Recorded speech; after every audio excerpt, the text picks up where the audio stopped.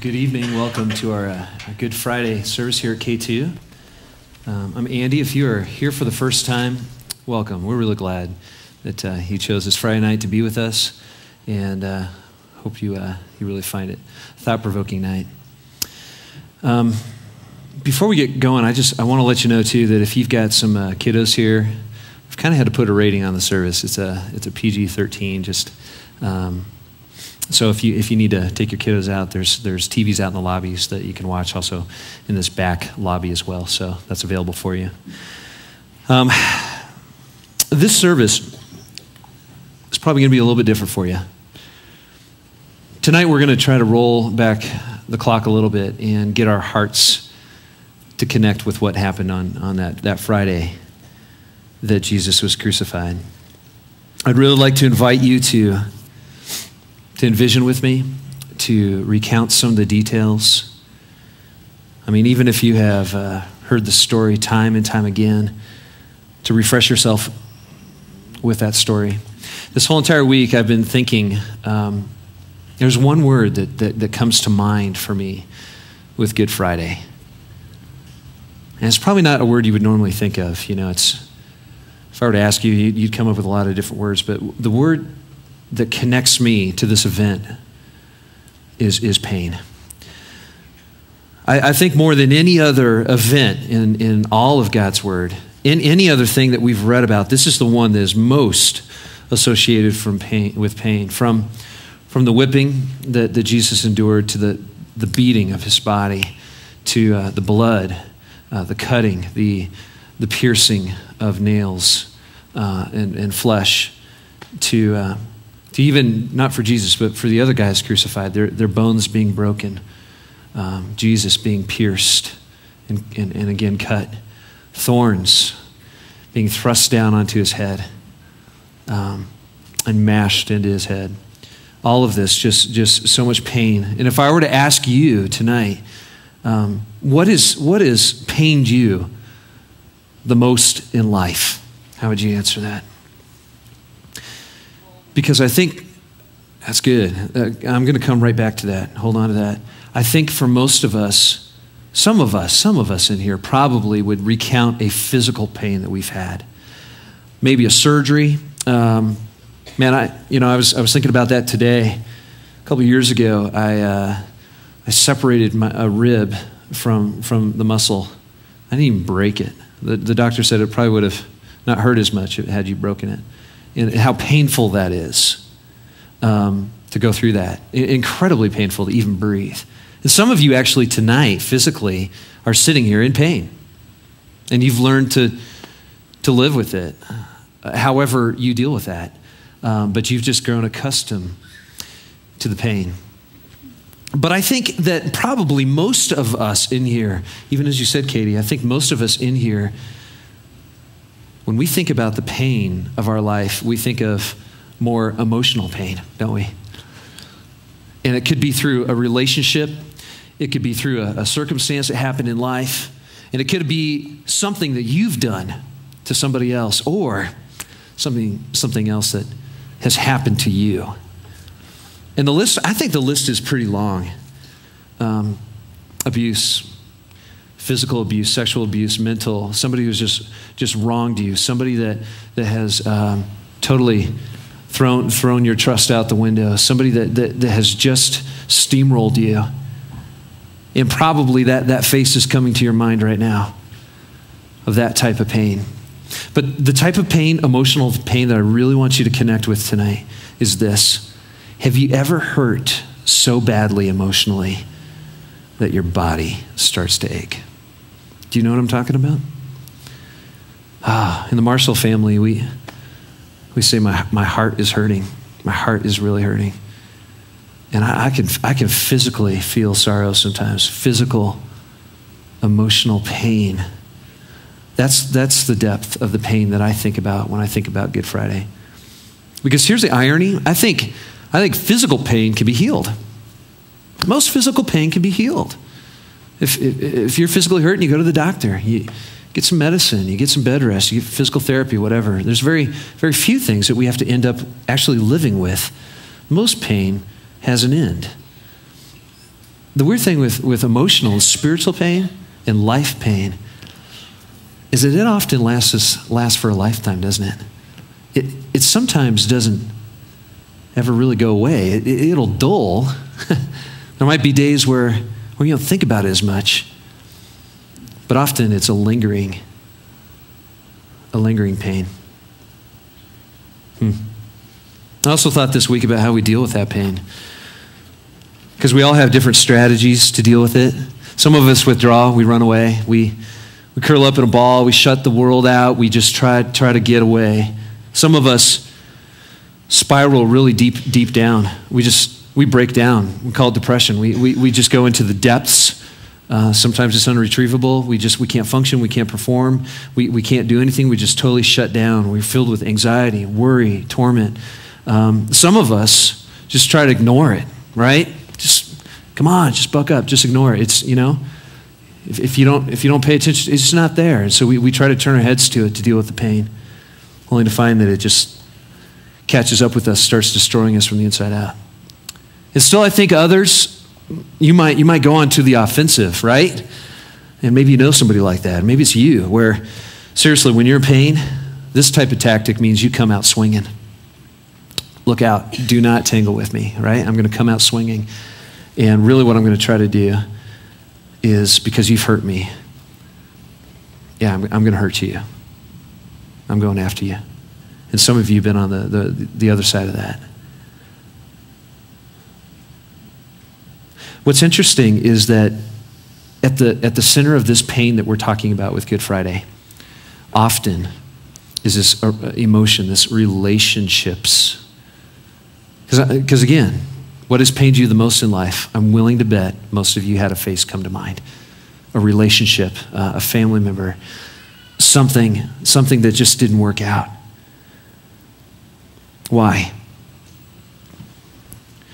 Because at the core of who we are, I really believe, because this is what God's word says, that we are created with something else, that none other thing in history, in creation has. And that is that you and I feel, that you and I have emotion. It says in Genesis that you and I were created, man and woman, we were created in the image of God. We feel, that's a unique thing about us, that we have relationship, that we actually have a story. And this is not a newsflash, but your story actually doesn't end when you die. C.S. Lewis says it best, right? You've never actually met a mere mortal. None of us are just mortal. The Bible says there's two things that last. The souls of men and my word. Life goes on. Life continues to play out. Life long after we've been here. Because we are relational. We've been created to experience these things, to be in relationship with God. In Genesis, God created Adam. Why? So he could be in relationship with Adam. Then Adam got lonely, so he created Eve. And Eve was in relationship with Adam. She was also in relationship with God. And it was spectacular until it broke down with sin entering the picture. Until we found out that we are living in this fallen world because of the choices we made. And out of that, our relationship with God literally fell apart. It became fractured. It became painful. And here's the deal. It wasn't intended to be that way. See, that's not how this story was supposed to end. You're not designed to live life like that.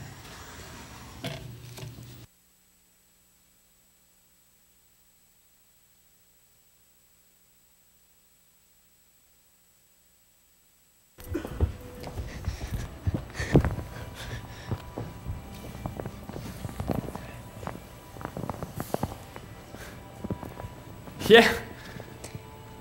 Did you look around this place? What a way to spend your 21st birthday, huh? Nothing like a night on the town in Baghdad. Congratulations. Now you're an adult. Now you're a real man. It's great. Always some kind of crackerjack going off. Here's to you, Baghdad. Baghdad. Dad!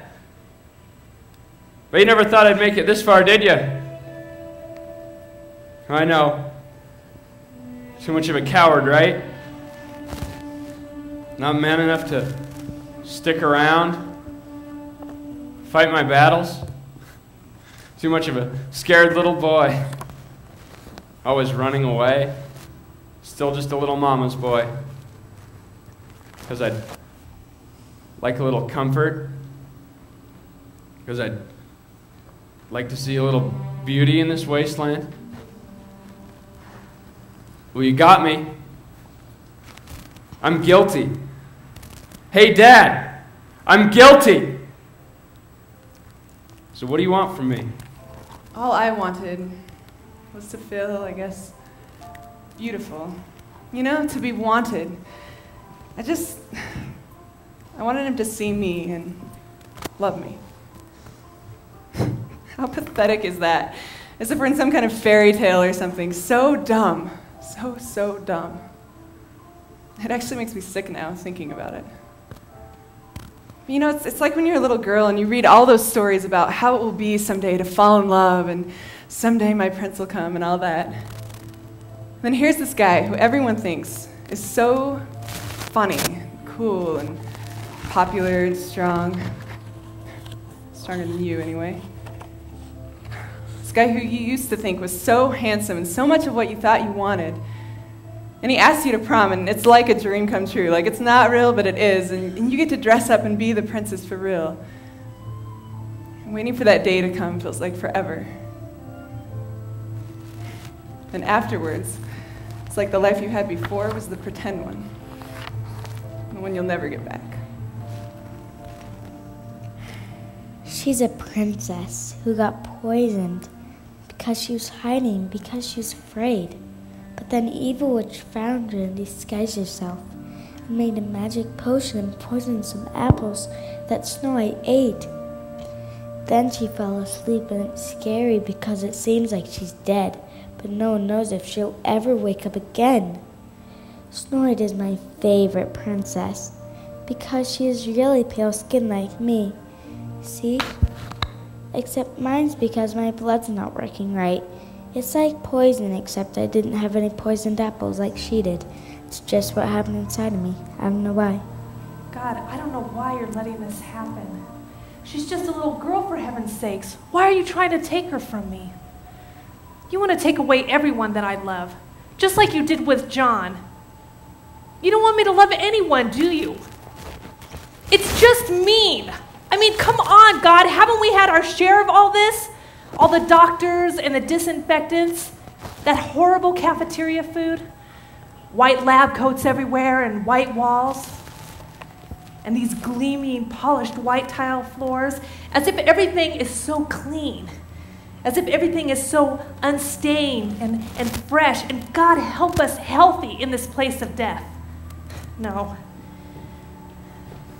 But I guess it's kind of funny in a way, isn't it? Is that what's going on here? I mean, maybe all of this is some kind of big joke to you. Good times. I mean, really, you're the one with all the power, right? Who are we? We can't do anything except entertain you with our little, silly, stupid loves and dreams and pain and death, right?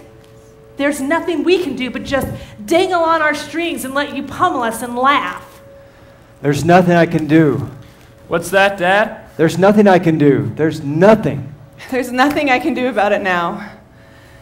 You know, I can remember being at the mall and trying to decide whether to get the sexy black salsa dress with all the fringe or the pink satin one. Major decision, right? I got the black one. It was cheaper. Whatever, man. Do you know what kind of day I've had?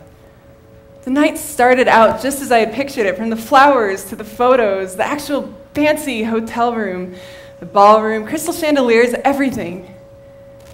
He had gotten us a room, and you know, I thought that was what I wanted. It was what I wanted, I guess. I don't know. But it just didn't feel right, and I wanted it to stop. It never stops. But it didn't. And then I felt, oh my God. But you know, how can I complain? I knew what the plan was. And he told me I looked Maybe I should have gotten that other dress after all. Maybe that would have made a difference. Afterwards, I didn't even want to look at him. I didn't want to look at anyone or have anyone see me. I just wanted to run to my bedroom and hide, go to sleep so I wouldn't have to think about it anymore. Of course, that didn't work. He gave me some money. Told me his dad knew someone he works with, that I should go get it taken care of. So that's what I did. Before anything started to show. Show me what to say to them. What can I say to them? I'm a failure. I can't fix you. I can't stop it. It never stops. Not on Sundays.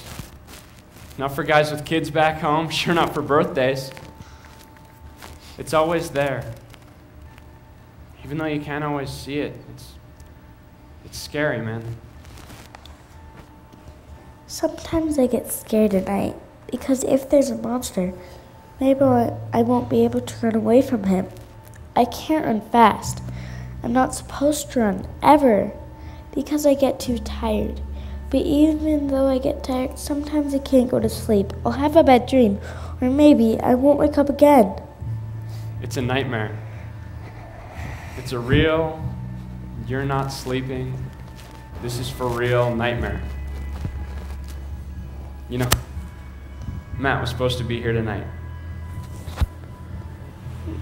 I should have been the one driving that Humvee this morning, but he said it was my birthday and I should be chauffeured. Matt. God, I'm so sorry.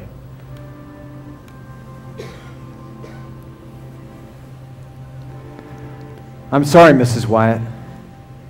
We have the test results. I wish I had better news. I wish it was me instead. My little baby. When she was a little baby, you know, John and I made her this mobile of stars to keep her company. Little glow-in-the-dark stars that we cut out and hung on a wire hanger over her crib. It wasn't exactly Disney, but it was ours. And we loved it, all of us. And then John would rock her to give me a break. And he'd hold her, and then he'd tuck her in, and he'd say, "Sweet dreams, angel. Now I'll dance with you across the stars." And now he really will. And I'll be all alone. Oh my God, I'm gonna be all alone. I never thought I could feel more alone. It's crazy. There are people everywhere. We're crammed together when we're eating and we're sleeping. Not even the showers are private. And the crowds in the streets, you don't know who the people are with bombs and who the people are you're supposed to protect. Lots and lots of people. Too many. But I feel more alone here than I did growing up in that big empty house. Mom always by herself in her bedroom with the shades drawn even during the day for days and days. And then I'd hear my dad come home with a new friend he'd met. His deep voice making jokes, and this high-pitched giggle, something I couldn't understand. I can't understand this. And my mom's in her bedroom, crying, trying to stay quiet. And me, I can't sleep, but I'm too scared to go downstairs and face my dad, try to get him to admit or confess. And I couldn't go to my mom, into her bedroom, where I wasn't supposed to be. This isn't how it was supposed to happen. It should have been different. I should have run in there and told her how much I loved her. And I should have gone downstairs and told my dad what a jerk he was. He yelled at whatever slut he had down there to get out of our house. Leave us alone.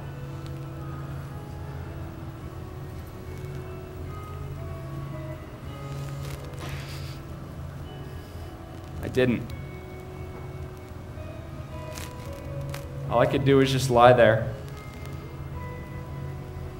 letting the tears seep into my ears so I wouldn't have to hear as much. It worked. Because now I don't hear anything from either of them. It's his birthday. I don't even know what he's doing. I don't know if he's safe. My God, how did this happen? I swore it would be different for you, son. I wanted to be there. To always be there for you, no matter what. I mean, I tried to help take care of that girl. Or hey, what about that green Nerf football I gave you, huh? What was that, 15, 16 years ago? I mean, you looked at me like I was your hero. Like I couldn't have given you anything better. I mean, even your mom approved. It was soft, wouldn't break anything, it wasn't too loud. We had fun, didn't we? I wonder what happened to that thing. Why'd you stop playing? You got too cool for your old man. I embarrassed you.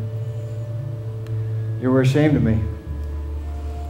I could never measure up, could I? Not for anyone. Only once for a 5-year-old little kid because I gave him a present. And pretty soon not even for him. Oh God, I really wanted to be better for you, son. I really did want to be better. God, I want to be better. Can you help the doctors know what kind of medicine I need? Because I'm tired of just reading books and watching TV.